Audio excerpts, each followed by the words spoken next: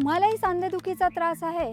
त्याचं खरं कारण माहिती आहे? सांधे झिजल्यामुळे दुखतात हे सगळ्यांनाच माहिती आहे, पण ही झीज का होते याचं कारण समजून घेणं जास्त महत्त्वाचं आहे. आपल्या कामाच्या स्वरूपामुळे एखाद्या सांध्याचा वापर जास्त होतो आणि तिथे ड्रायनेस तयार होतो. नॉर्मल सिच्युएशनमध्ये दोन हाडांमध्ये ल्युब्रिकेशन म्हणजे स्निग्ध पदार्थ असतो, त्यामुळे हाडं एकमेकांवर घासली जात नाही. पण ही स्निग्धता कमी झाली की हाडांमध्ये घर्षण होतं आणि झीज वाढते. यालाच आपण म्हणतो आर्थरायटिस.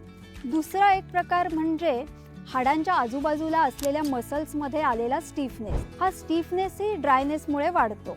आपल्या कामाच्या पद्धतीमुळे मसल स्टिफ होतात आणि मग विशिष्ट हालचालींमध्ये ते वेडेवाकडे ओढले जातात. यामुळे कधी हाडं एकमेकांवर दाबली जातात, तर कधी एकमेकांपासून लांब सरकतात, तर कधी कधी नर्व्हजवर प्रेशर येतं. या प्रकारची पॅथॉलॉजी स्पॉन्डिलोसिस किंवा मणक्यांच्या इतर विकारांमध्ये जास्त बघायला मिळते.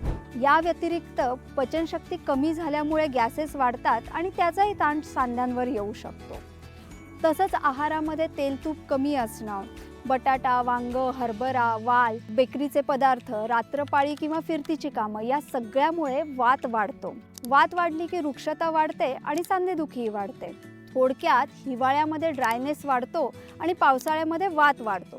त्यामुळे हिवाळा आणि पावसाळा या दोन्ही ऋतूंमध्ये सांधेदुखी वाढते.